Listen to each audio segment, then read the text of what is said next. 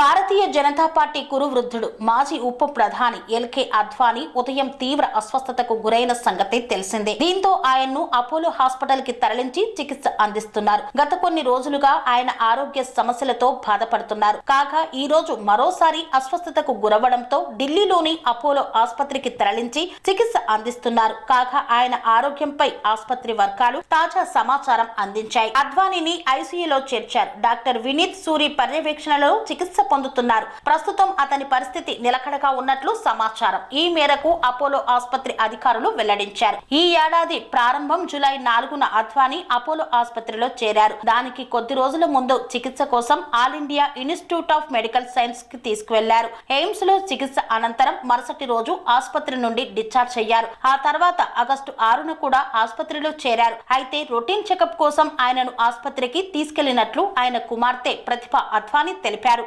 అద్వానీ 1927లో కరాచీలో జన్మించారు. 2002 నుండి 2004 వరకు అటల్ బిహారీ వాజ్పేయి నేతృత్వంలోని ప్రభుత్వంలో ఉప ప్రధానిగా ఉన్నారు.